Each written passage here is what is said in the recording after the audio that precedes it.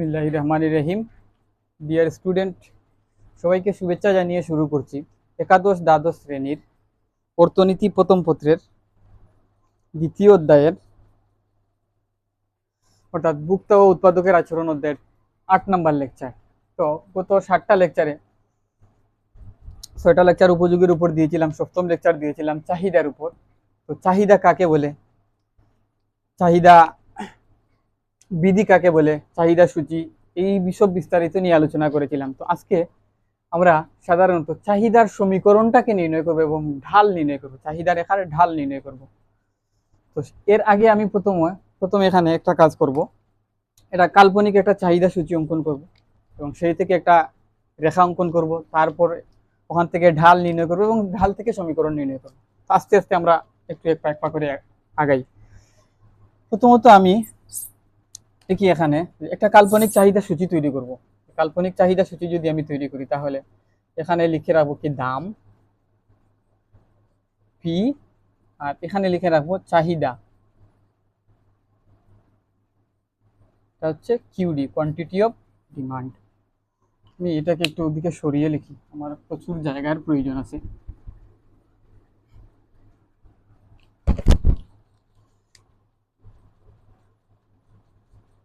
দাম পি এবং চাহিদা কিউডি, এই আমি লিখলাম। তো একটা কাল্পনিক চাহিদা সূচি যেহেতু, তো আমি ধরে নিলাম এখানে দাম যখন 0 টাকা, আমি ধরে নিলাম যখন দ্রব্যের কোনো একটি দ্রব্যের কোনো দাম রাখা হয় না, অর্থাৎ ফ্রিতে দেয়া হবে দ্রব্যটা যখন কোনো দাম ছাড়া ফ্রিতে দেয়া হয় তখন মানুষের চাহিদাটা হচ্ছে, তখন দাম যখন 0 তখন মানুষের চাহিদাটা হচ্ছে তখন 100 একক বা 100 একক। অর্থাৎ কোনো একটি দ্রব্য আছে, সেই দ্রব্যের কোনো দাম রাখা হয় না, দ্রব্যের কোনো মূল্য নাই, সম্পূর্ণ ফ্রিতে জনগণকে দেওয়া হবে। তো সেক্ষেত্রে ফ্রিতে দিলে তো সবার তো আর প্রয়োজন নাই চাহিদা, তো ফ্রিতে দেওয়ার পর মনে করে 100 জন লোক চাহিদা করে যে ওই জিনিসটা তার দরকার ফ্রিতে পাওয়ার ফলে। তো ফ্রিতে দিলে 100 জন লোকের চাহিদা হয়। এখন দামটা বৃদ্ধি পেয়ে যখন চাহিদা যখন বেশি আছে তখন কি হলো, যে কোনো কারণে এখন দাম বৃদ্ধি পেলো, দাম বৃদ্ধি পেয়ে মনে করো হলো 10 টাকা, দাম 10 টাকা বৃদ্ধি পেল। তো দাম 10 টাকা বৃদ্ধি পাওয়ার ফলে এখন আর চাহিদা 100 একক না, তখন চাহিদার পরিমাণটা কমে যাবে। তো কমে আমি লিখলাম এখানে যে 80 একক হলো, হতে পারে 90 একক, 70 একক। আমি একটা হিসাব নিকাশের সুবিধার্থে আমি ধরলাম যে না, 10 টাকা দাম বৃদ্ধি পাওয়ার ফলে চাহিদা 20 একক কমেছে, অর্থাৎ 80 একক। তাহলে এখন আমরা এই সূচি থেকে কি বলতে পারি, এই সূচি থেকে বলতে পারি যখন কোনো দ্রব্যের দাম 0 থাকে, অর্থাৎ কোনো দাম রাখা হয় না, তখনও মানুষের চাহিদা থাকে কত, 100 একক চাহিদা থাকে এই দ্রব্যের।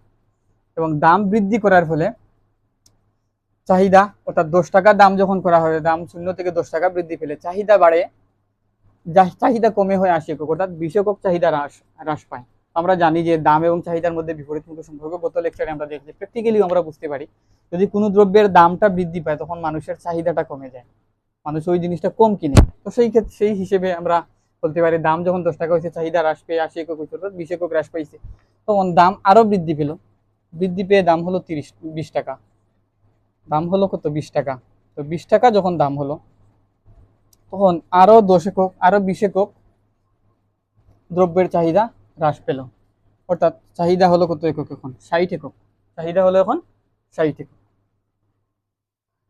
আবার দাম বৃদ্ধি পেয়ে আরো 10 টাকা বৃদ্ধি পেল এবং 30 টাকা হলো, তখন যখন দাম বৃদ্ধি পেয়ে 30 টাকা হলো তখন চাহিদা হলো কত, 40 একক, চাহিদা হলো 40 একক। এবং আরো দাম বৃদ্ধি পেল, দাম আস্তে আস্তে কি হলো, আরো বৃদ্ধি পেল, দাম বৃদ্ধি পেয়ে এখন হলো কত, 40 টাকা। ওই দ্রব্যের দাম দিন দিন কি হচ্ছে, বৃদ্ধি পাচ্ছে। বর্তমান বাংলাদেশের যে অবস্থা, মুদ্রাস্ফীতির জন্য যে দাম বৃদ্ধি পাচ্ছে, তো চাহিদা হলো 40, দাম হলো 40 টাকা। তো 40 টাকা যখন দাম তখন চাহিদা কত একক দেখি, 40 টাকা যখন দাম তখন চাহিদা হচ্ছে 20 একক। এবং দাম বেড়ে যখন 50 টাকা হলো, এখন দাম বৃদ্ধি পেয়ে আরো দাম বৃদ্ধি পেল, 40 টাকার পর দাম কি হলো, বৃদ্ধি আরো পেল, যদিও চাহিদা কমছে কিন্তু দাম ঠিকই বাড়তেছে। তো দাম বৃদ্ধি পেয়ে যখন 50 টাকা হলো তখন চাহিদা মনে করো 0, তখন আর কেউ এই দ্রব্যটা কিনতে চায় না। দাম যখন 50 টাকা, তখন ওই দ্রব্যটা আর কেউ কিনতে চায় না। তাহলে এই একটা এটা কাল্পনিক চাহিদা সূচি। আর যদি সরাসরি বাজার থেকে তথ্য কালেকশন করে যদি আমি চাহিদা সূচিটা তৈরি করতাম, ওটা হতো বাস্তব চাহিদা সূচি। তো আমি কাল্পনিক একটা চাহিদা সূচি আঁকলাম। এখন চাহিদা সূচি থেকে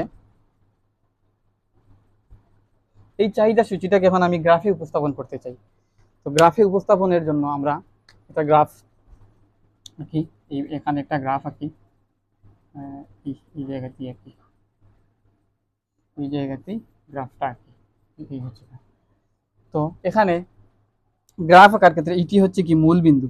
গ্রাফ আঁকার ক্ষেত্রে আমি গতদিনও বলেছি যে বাস্তবে গণিতের ক্ষেত্রে বা গাণিতিক বিশ্লেষণে যে গ্রাফগুলো আঁকা হয়, সেখানে স্বাধীন চলকটাকে রাখা হয় ভূমিয়ককে এবং অধীন চলকটাকে রাখা হয় লম্বককে। কিন্তু অর্থনীতিতে চাহিদা এবং যোগানের ক্ষেত্রে দামটাকে ভূমিয়ককে না ধরে স্বাধীন চলক, এখানে তো দাম হচ্ছে স্বাধীন চলক, অর্থাৎ দামের বৃদ্ধির ফলেই চাহিদা বৃদ্ধি পায়, বা দামের হ্রাস বৃদ্ধির ফলে চাহিদারও হ্রাস বৃদ্ধি হচ্ছে। এখানে স্বাধীন চলক হচ্ছে কি দাম।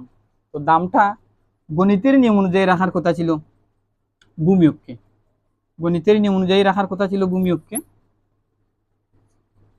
কিন্তু অর্থনীতিবিদরা এই গণিতের নিয়মের এই ব্যতিক্রমটাকে মেনে নিয়েই তারা দামটাকে ধরেন কি লম্বককে। তাই লম্বককে আমরা ধরলাম কত, দাম পি। দামটাকে কি দ্বারা নির্দেশ করা হয়, প্রাইস বা পি দ্বারা। এবং ভূমিয়ককে ধরা হয় কি পরিমাণ, দ্রব্যের পরিমাণ বা কিউডি, যেটাকে কিউডি দ্বারা নির্দেশ করা হয়, কোয়ান্টিটি অফ ডিমান্ড, বা চাহিদার পরিমাণ বা দ্রব্যের চাহিদার পরিমাণ। এখন এটি হচ্ছে মূল বিন্দু। আমি আগে দাগাঙ্কিত করে নিই। এটা হচ্ছে 10, এটা হচ্ছে 20, এটা হচ্ছে 30, এটা হচ্ছে 40, এটা হচ্ছে 50, হচ্ছে 60। এবং চাহিদা এখানে ধরলাম 20 একক, 40, 60, 80, 100, 40, 60, 80, 100।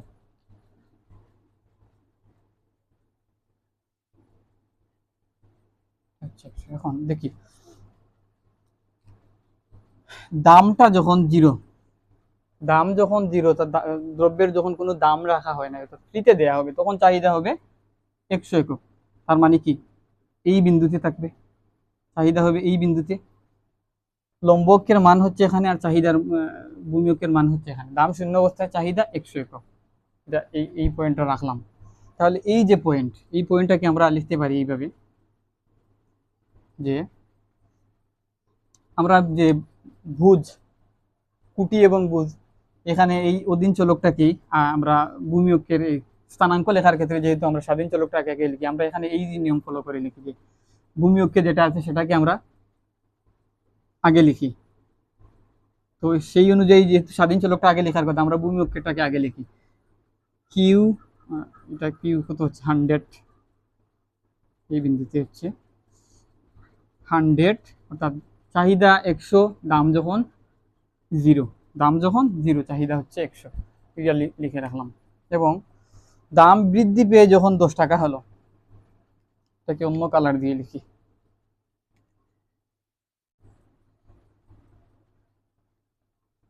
লাল কালি দিয়ে এটাকে লিখি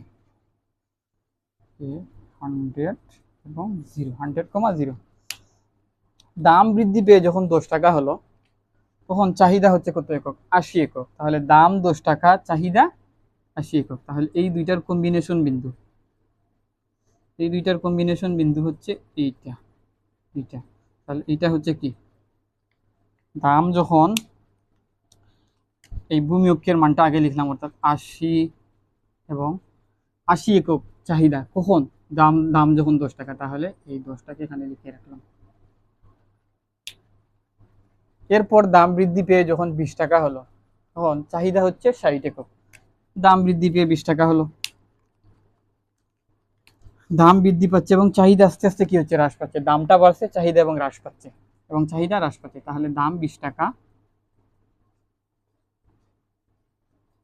চাহিদা 60 একক, চাহিদা 60 একক চাহিদা, দাম যখন 20 টাকা, এভাবে লিখলাম, এই জিনিসটাকে লিখলাম। তখন 20 টাকা থেকে দাম বৃদ্ধি পেয়ে আরো বাড়ে 30 টাকাতে গেল। তো দাম যখন 30 টাকা, চাহিদা হচ্ছে কত একক? 40 একক। দাম 30 টাকা, চাহিদা 40 একক, এই বিন্দুটা। তাহলে এই বিন্দু হচ্ছে 40 একক চাহিদা, দাম যখন 30 টাকা, লিখলাম। এরপর দাম বৃদ্ধি পেয়ে আরো বৃদ্ধি পেল, দাম বৃদ্ধি পেয়ে 40 টাকায় গিয়ে উন্নীত হলো। দাম বৃদ্ধি পেয়ে কি 40 টাকায় গিয়ে উন্নীত হলো। তো 40 টাকায় যখন দাম বৃদ্ধি পেয়ে উন্নীত হলো, তখন চাহিদা হচ্ছে 20 একক। চাহিদা হচ্ছে কি 20 একক, এই হচ্ছে সেই বিন্দুটা। 20 একক চাহিদা, 20 একক চাহিদা, দাম যখন 40 টাকা, এইভাবে লিখলাম। এরপর দাম বৃদ্ধি পেয়ে যখন আরো বৃদ্ধি পেল, 50-এ গেল। দাম বৃদ্ধি পেয়ে যখন 50-এ গেল, অর্থাৎ এই বিন্দুতে আসলো দামটা 50-এ, তখন চাহিদার পরিমাণ, অর্থাৎ চাহিদার পরিমাণ শূন্য, অর্থাৎ এইদিকে আর চাহিদার পরিমাণ কি, চাহিদা নাই, চাহিদার পরিমাণটা 0। তাহলে ভূমি অক্ষের মান যদি 0 হয়, তাহলে এই বিন্দুতে থাকবে। তাহলে এই বিন্দুটাই হচ্ছে কি আমাদের সেই কম্বিনেশন বিন্দু। নীলকালি দিই, এই কম্বিনেশন বিন্দুটা হচ্ছে কি 0 একক চাহিদা, দাম যখন 50 টাকা, এইভাবে লিখে রাখলাম, এইভাবে লিখলাম। এখন এই রেখাগুলোটা যদি আমি এখন যোগ করি, তাহলে এই যে এই বিন্দু, এই বিন্দু, এই বিন্দু, এই বিন্দু, এই বিন্দু মিলে এই যে একটা রেখা গেল, এই রেখাটা কি সরলাকৃতির রেখা। তো সরলাকৃতির রেখা, এবং রেখাটা কি বাম থেকে ডান দিকে নিম্নগামী, রেখাটা ডান দিকে নিম্নগামী, সরলাকৃতির রেখা ডান দিকে নিম্নগামী। তো রেখা ডান দিকে নিম্নগামী কখন হয়? ডান দিকে নিম্নগামী তখনই হয় যখন লম্ব অক্ষে দ্বারা চলক এবং ভূমি অক্ষে দ্বারা চলক, অথবা ভূমি অক্ষে দ্বারা চলক এবং লম্ব অক্ষে দ্বারা চলকের মধ্যে সম্পর্কটা হয় বিপরীতমুখী। অর্থাৎ একটা বিপরীতমুখী বলতে একটা জিনিস, একটার যদি মান বাড়ে, আরো একটির মান কমে। অর্থাৎ এখানে দেখতে পাচ্ছি যে দাম যতই বৃদ্ধি পাচ্ছে, এই যে দাম যতই বৃদ্ধি পাচ্ছে, দাম আস্তে আস্তে কি হচ্ছে বৃদ্ধি পাচ্ছে। দাম যত বৃদ্ধি পাচ্ছে, চাহিদার পরিমাণটা, অর্থাৎ কোয়ান্টিটি অফ ডিমান্ডটা আস্তে আস্তে কি হচ্ছে হ্রাস পাচ্ছে। দাম বৃদ্ধি পাচ্ছে, আর চাহিদা কি হচ্ছে হ্রাস পাচ্ছে। এই যে একটা বাড়া আর আরেকটা কমা, এই বাড়া এবং কমা, একটা বাড়লে যদি আরেকটা কমে, এই একটা বাড়া আরেকটা কমা, প্লাসে এবং প্লাসে মাইনাসে মাইনাস হয়। ওই যে দাম বাড়া, এটা মানে হচ্ছে কি প্লাস, আর চাহিদা হ্রাস পাওয়া মানে কি মাইনাস বা কমা। এই যে মাইনাস হওয়া, প্লাস এবং মাইনাস, প্লাসে মাইনাসে মাইনাস হয়, প্লাসে মাইনাসে মাইনাস, তাই রেখাটাও কি হচ্ছে ডান দিকে হচ্ছে। ক্লিয়ার? এই কথাটাই বলতে চাই যে ভূমি অক্ষে দ্বারা চলক এবং লম্ব অক্ষে দ্বারা চলকের মধ্যে সম্পর্ক যদি এমন হয় যে একটি বাড়লে আরেকটি কমে, তাহলে রেখাটা হবে ডান দিকে নিম্নগামী, রেখাটা হবে ডান দিকে নিম্নগামী। আর রেখাটা সরলাকৃতির কেন হয়েছে? রেখাটা সরলাকৃতির হয়েছে এই জন্য যে ডান দিকের স্বাধীন চলকের পরিবর্তন 1 একক হলে অধীন চলকের পরিবর্তন সবসময় স্থির হারে বৃদ্ধি পায়, বা স্থির হারে বৃদ্ধি পায় অথবা হ্রাস পায়। অধীন চলকের পরিবর্তন 1 একক হলে স্বাধীন চলকের পরিবর্তন 1 একক হলে অধীন চলকের পরিবর্তন স্থির হারে পরিবর্তিত হয়। যদি স্বাধীন চলকের পরিবর্তন 1 একক বৃদ্ধি পায়, অধীন চলকের পরিবর্তন মনে করো 5 একক করে বৃদ্ধি পাচ্ছে, তাহলে রেখাটা কি সরলাকৃতির হবে। আর স্বাধীন চলকের পরিবর্তন 1 একক হচ্ছে, অধীন চলকের পরিবর্তন 2 একক বা 5 একক হ্রাস পাচ্ছে, তাহলে রেখাটা সরলাকৃতি হবে, এটা নিম্নগামী হবে। এই জিনিসটা থেকে বলতে, এখন এই যে ঢাল জিনিসটা নিয়ে এখন একটু কথা বলতে চাই। ঢাল হচ্ছে এই যে স্বাধীন চলকের পরিবর্তন 1 একক হলে অধীন চলকের পরিবর্তন জয় একক হয়, অধীন চলকের যে পরিবর্তন হয় তাকে ঢাল বলে। ঢাল সংজ্ঞাটা আমি এখানে একটু লিখি। ঢালের সংজ্ঞাটা, ঢাল ইংরেজিতে যাকে বলে SLOPE, স্লোপ। এটি হচ্ছে যে স্বাধীন চলকের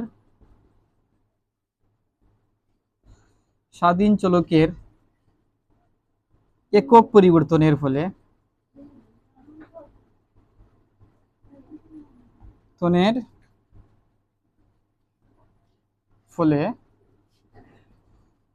অধীন চলকের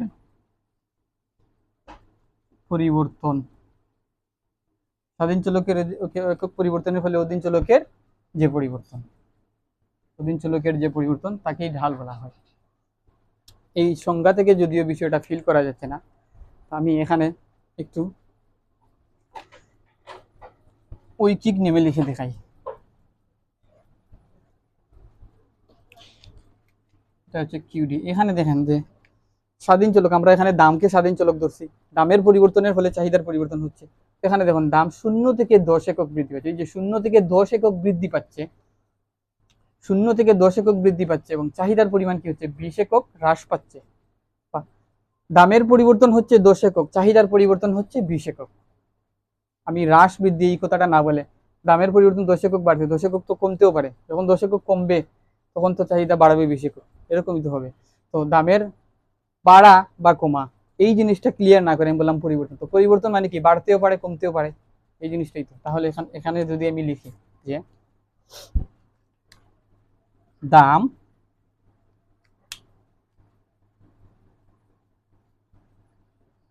দাম পি এর 10 একক পরিবর্তনে চাহিদা কিউডি এর পরিবর্তন সমান 20 একক বা 20 একক। এখন দাম পি এর 10 একক পরিবর্তনে চাহিদার পরিবর্তন হচ্ছে 20 একক বা অধীন চলকের পরিবর্তন, বা স্বাধীন চলকের 1 একক পরিবর্তনে অধীন চলকের পরিবর্তন 20 একক। এখন আমি দেখতে চাই যে স্বাধীন চলকের 1 একক পরিবর্তনে অধীন চলকের কি পরিবর্তন হয়। তাহলে এখন লিখি দাম পি এর 1 একক পরিবর্তনে চাহিদা কিউডি এর পরিবর্তন সমান 20/10 সমান সমান কি 2। এখন এই যে 2, এই ঢালটা হচ্ছে কি এই 2, এই যে 2, এই 2টাই হচ্ছে কি ঢাল, এই 2টাই হচ্ছে ঢাল।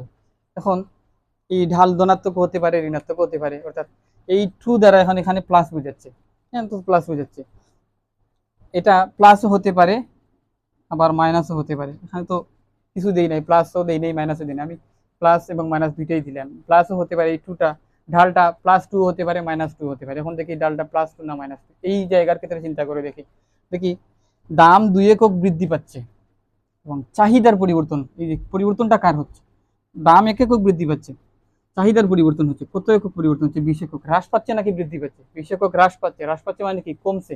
আর 10 একক দাম বৃদ্ধি পেলে চাহিদা 20 একক কি হচ্ছে কমছে বা হ্রাস পাচ্ছে। তাহলে 1 একক চাহিদা পরিবর্তনের ফলে 2 একক চাহিদা কি হচ্ছে কমছে। যেহেতু কমছে সেটাকে বাংলায় না লিখে গাণিতিকভাবে আমি বোঝাবার চেষ্টা করলাম যে মাইনাস একটা আগে চিহ্ন দিয়ে, আগে একটা মাইনাস চিহ্ন দিয়ে দিলাম যে -2, অর্থাৎ দামের 1 একক পরিবর্তনের ফলে চাহিদার পরিবর্তন 2 একক হচ্ছে। তার দাম যদি 1 টাকা বৃদ্ধি পায় চাহিদা 2 একক হ্রাস পায়, দাম 1 টাকা বৃদ্ধি পেলে চাহিদা 2 একক হ্রাস পায়। এই যে চাহিদা 2 একক হ্রাস পাওয়া, চাহিদা এই যে 2 একক হ্রাস পাওয়া, এই হ্রাস পাওয়াটাই হচ্ছে কি ঢাল, এই হ্রাস পাওয়াটাই হচ্ছে ডাল। যদি বৃদ্ধি পেত সেটাও ডাল হতো, যেহেতু এখানে হ্রাস পাচ্ছে তাই হচ্ছে হ্রাস পাওয়াটাই হচ্ছে ডাল। এখন এই যে -2, এই -2টাকে আমি একটু এখানে,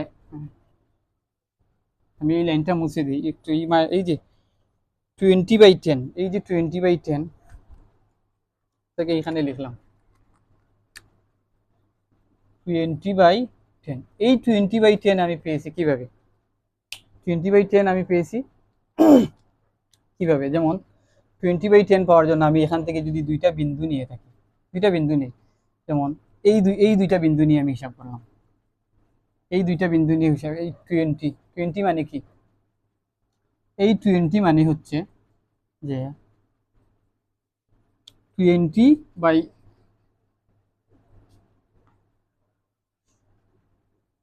এই 20, বা আমি এটাকে যদি এইভাবে লিখি যে পূর্ববর্তী থেকে পূর্ববর্তীটা বিয়োগ, এই যে 40, এই 40 থেকে যদি আমি এই 20 বাদ দিই তাহলে তো 20 পাই। এই 40 থেকে যদি এই 20 বাদ দিই, অথবা আমি যদি চিন্তা করি যে না এই 60 থেকে এই 40 বাদ দেবো, বা এই 60 থেকে যদি এই 20 বাদ দিই, এই 20টা পাই, এই 20টা পাবো না, 30 পাবো, কিন্তু শেষে -2 পাবো। তাহলে আমি এই কাছাকাছি দুইটা বিন্দু নিলাম, এই 40 থেকে এই 20 বাদ দিলাম, এবং 10, এই 10 পাওয়ার জন্য আমি কি করলাম, এই 40 থেকে এই 20 বাদ দিলাম, 10 পাওয়ার জন্য আমি এই 0 থেকে 10 থেকে 0 বাদ দিলাম, এই 10 থেকে 0 বাদ দিলাম, এই বিন্দু থেকে এই বিন্দুকে বাদ দিলাম। আমি যে এখানে যেহেতু এই বিন্দু থেকে এই বিন্দু বাদ দিয়ে এই 20টা পেয়েছি, এখানে এই বিন্দু থেকে এই বিন্দু বাদ দিয়ে এই 20টা পেতে পারি। তাহলে দেখি যে 40/20 কত হলো, 20/10 সমান সমান কত?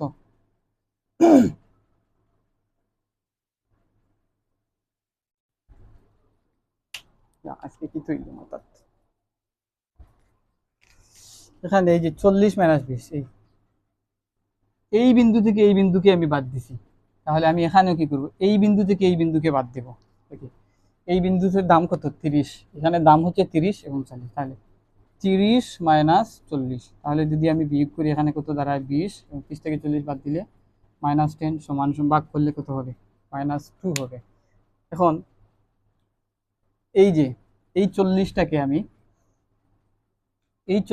আমি কি করলাম, এটার নাম দিয়ে দিলাম কি, Q1, এটার নাম দিয়ে দিলাম কি, Q1, আর এটার নাম দিয়ে দিলাম কি, P1, আর এই 20টাকে নাম দিয়ে দিলাম কি, Q2, আর এটা তো চাহিদার পরিমাণ, এটাকে Q1 আর এটাকে Q2 দিলাম, আর এই 40টাকে, এই দামটাকে দিয়ে দিলাম P2, বা পরবর্তীত দাম, দ্বিতীয় দাম।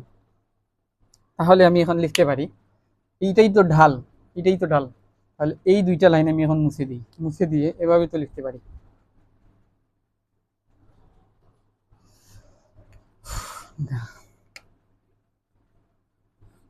এই 40 মানে 40, এটা কি Q1, তাহলে লিখতে পারি Q1 মাইনাস 20, 20 মানে কি, এই 20 মানে হচ্ছে Q2, তাহলে লিখলাম Q2, 20-র পরিবর্তে লিখলাম কি, Q2, 20-র পরিবর্তে Q2। এবং এই যে 30, এই 30 মানে কি, এই 30 আমি এই 30 এই পয়েন্টটা বিয়োগ করছিলাম, তো এই পয়েন্ট থেকে এই দামটা বিয়োগ করছিলাম, তাহলে 30 মানে হচ্ছে P1, তাহলে এই 30-র পরিবর্তে লিখলাম কি, P1 মাইনাস এই যে 40, এটাকে আমি কি দিচ্ছি, এই যে 40, এই 40টা তো এই 40 পাওয়ার জন্য কি করছি, 30 থেকে 30 বিয়োগ দিচ্ছি, 30 থেকে 40 বিয়োগ দিছিলাম, বিয়োগ করছিলাম 40, এটা থেকে এটা বিয়োগ করছিলাম, তাহলে এই 40 মানে হচ্ছে P2, তাহলে -P2। এই যে এটা থেকে তো আমরা পেয়েছিলাম ঢাল, -2 পেয়েছিলাম, তাহলে ঢাল নির্ণয় করার এই যে অংশটুকু, এটাই হচ্ছে ঢাল নির্ণয়ের সূত্র। এটা হচ্ছে কি, ঢাল নির্ণয়ের একটি সূত্র, এটা হচ্ছে ঢাল নির্ণয় করার জন্য, এটা Q1 - Q2, P1 - P2, এটা হচ্ছে ঢাল নির্ণয় করার একটা সূত্র। আমি এটাকে এখানে একটু লিখে রাখি,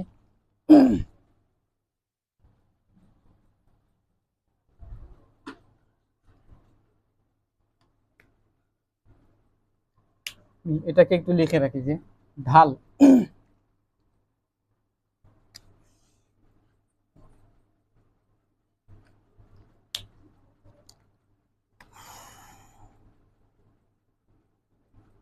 ঢাল Q1 - Q2, P1 - P2।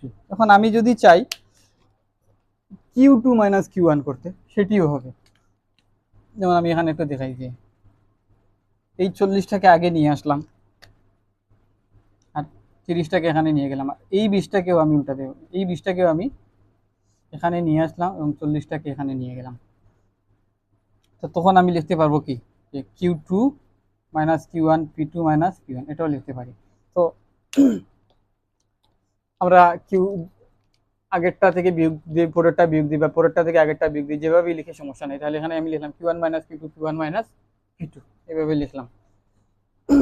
এখন এই দুইটা বিন্দু ছাড়া এখন আমি অন্য আরো দুইটা বিন্দু নিব, যেমন আরো একটা বিন্দু আমি এখানে নেই, যেমন আরেকটা বিন্দু আমি এখানে একটা মুছে দিয়ে নেই, যেমন এই নিলাম, এই বিন্দুটাকে নিলাম,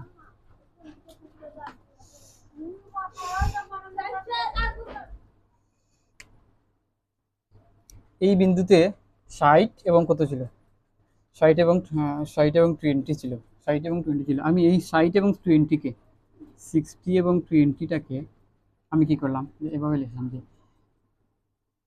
কিউডি কমা পি, কিউডি কমা পি, এখানে 1 2 3 না দিলাম। তাহলে এখন আমি করব কি, যে আগের বার এই দুইটা বিন্দুর সাপেক্ষে ঢাল নির্ণয় করছিলাম, এই দুইটা বিন্দুর সাপেক্ষে ঢাল নির্ণয় করছিলাম, এখন আমি এই দুইটা বিন্দুর সাপেক্ষে ঢাল নির্ণয় করব। তো আমরা জানি যে সরল রেখার প্রত্যেকটা বিন্দুতে ঢাল বা স্লোপ সমান হয়।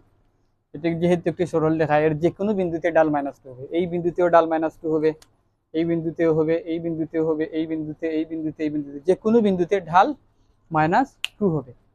তো যে কোনো বিন্দুতে ঢাল -2 হবে, সব বিন্দু যদি -2 হয় -2, -5 হলে -5, সর্বদা স্বাধীন চলকে এক একক পরিবর্তনের ফলে অধীন চলকের পরিবর্তন সর্বদা স্থির হারে হ্রাস পাবে অথবা বৃদ্ধি পাবে, স্থির হারে পরিবর্তিত হবে। তাহলে এখন এই দুইটা বিন্দুর সাপেক্ষে আমি এখন ঢাল নির্ণয় করতে চাই। তাহলে এই দুইটা বিন্দুর সাপেক্ষে যদি আমি ঢাল নির্ণয় করতে চাই, তাহলে দেখি যে এই বিন্দু থেকে এই বিন্দু বিয়োগ দেব, তাহলে 60 - 40, 60 - 40, যেহেতু এই বিন্দু থেকে এই বিন্দু বিয়োগ দিচ্ছি, তাহলে এটা থেকে এটা বিয়োগ দেব, 20 - 30, 20 - 30।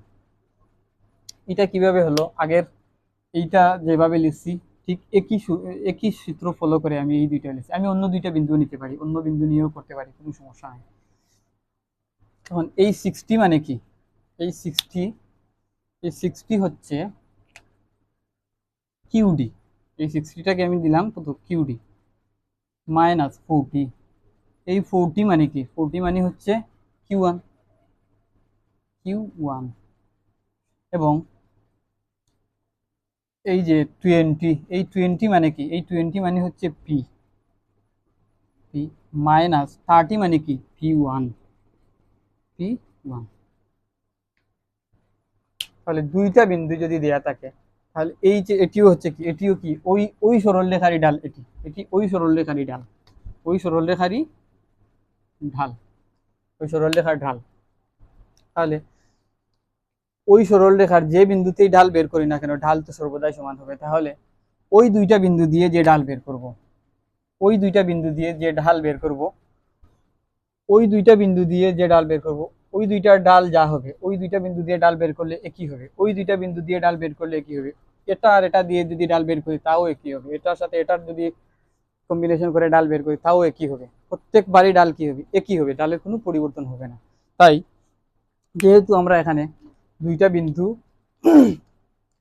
তিনটা বিন্দু সাপেক্ষে দুইটা ডাল বের করছি, দুইবার দুই অংশে ডাল বের করেছি, আমরা যে কোনো অংশেই ডাল বের করি না কেন আমরা জানি ডাল সমানই হবে। তাহলে এটা দিয়ে যে ডাল বের করবো, এখন এটা তুমি হিসাব নিকাশ করে দেখতে পারো যে এই অংশের ডাল -2 হবে।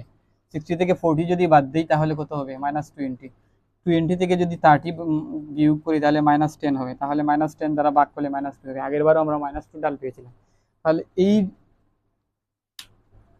এই অংশের এই ঢাল, তাহলে আমরা বলতে পারি যেহেতু এই ডাল আর এই ডাল একই সরল রেখার ডাল, এই যে ঢাল আর এই যে ঢাল, এই দুইটা বিন্দু ডাল আর এই দুইটা বিন্দু ডাল যেহেতু একই সরল রেখায় অবস্থিত, তাই আমরা বলতে পারি এরকম যে এই ঢাল আর এই ডাল পরস্পর সমান হবে। তাহলে এই ডাল আর এই ডাল পরস্পর সমান হবে। তাহলে আমরা ওই যে সরল রেখার ঢালের কনসেপ্ট থেকে আমরা এখন লিখতে পারি যে QD minus Q one P minus P one equal Q one minus Q two P one minus পি2।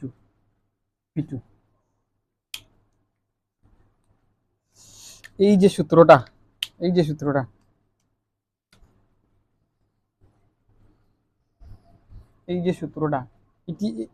এটির সাহায্যে আমরা কোন সরল রেখা থাকলে সেই সরল রেখার সমীকরণটা আমরা বের করি। এটির সাহায্যে আমরা কোন সরল রেখার সমীকরণটা আমরা বের করি। এই যে QD minus Q one P minus P one Q one minus Q two P minus পি2।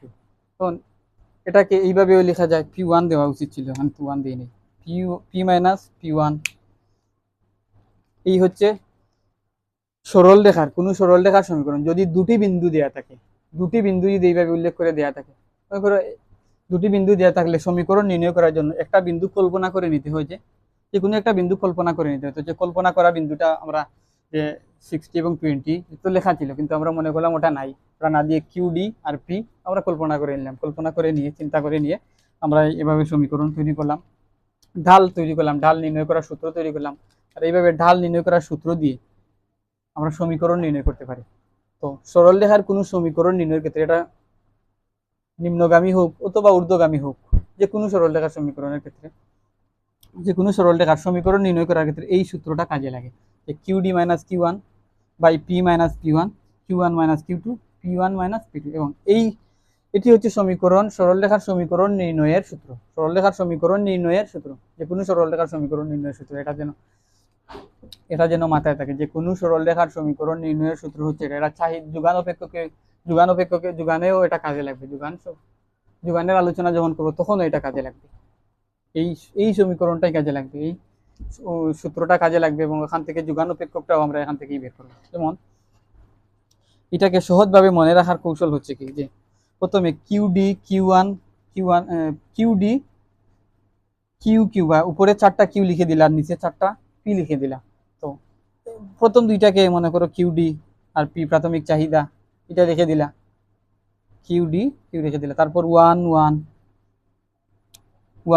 আর এই এরপরে একেবারে শেষে 2 লিখে দিলা, এরকম হয়। আবার আরেকভাবে মনে রাখা যায়, এটা এই হচ্ছে একটা পদ্ধতি মনে রাখার। আরেকটা পদ্ধতি আছে মনে রাখার, সহজ ভাষায় এভাবে লিখলা, যে এত লম্বা টান, এইভাবে লিখলা যে কিউ মাইনাস কিউ সমান সমান পি মাইনাস পি এইভাবে একদিকে 4টা কিউ লিখে রাখলা আর উপর দিকে 4টা পি লিখে রাখলা। তাহলে এখন কি করবা, এই কিউ এটা খালি থাকবে, এটাকে কি করবা, এটা এখানে একটা ডি দিবা, চাইলে দিতে পারো না দিলে নাই। তারপর এখানে দিবা 1, এখানে 1 লিখছো, এইখানে কিউ 1 লিখছো, এইখানেও কিউ 1 লিখবা এবং এইখানে লিখবা কিউ 2। একই সাথে এই পিটাকে খালি রাখবা, এখানে 1 লিখবা, আর এখানে যা লিখছো এখানে তা লিখবা, আর এখানে 2 লিখবা। এখন এইভাবে মনে রাখা যায়, যে এভাবে কিউ কিউ পি লিখে, কিউ এখানে 1, এখানে পি, এখানে 1, এখানে এই অংশে যা লিখছো এইটুকু এখানে লিখবা, তারপর কিউ টু পি টু। এভাবে এই দুইটার যে কোনোভাবে মনে, তো আমি সাধারণত দুইটা বিন্দু যদি দেয়া থাকে তাহলে এইটাকেই বেশি প্রেফার করি, যে 4টা কিউ আর 4টা পি আলাদা করে লিখে রাখলাম, বা 4টা ওয়াই 4টা এক্স ভাবে আলাদা করে লিখে রাখলাম।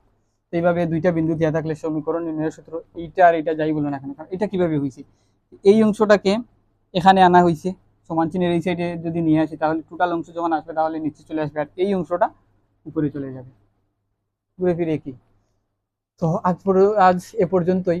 পরবর্তী লেকচারে আমি যে এটা থেকে কিভাবে সমীকরণটা নির্ণয় করতে হয়, এই যে চাহিদা সমীকরণটা তো আমি এখনো নির্ণয় করতে পারি নাই। পরবর্তী লেকচারে আমি চাহিদা সমীকরণটা নির্ণয় করে দেখাবো। তো এ পর্যন্ত সবাইকে ধন্যবাদ। আসসালামু আলাইকুম।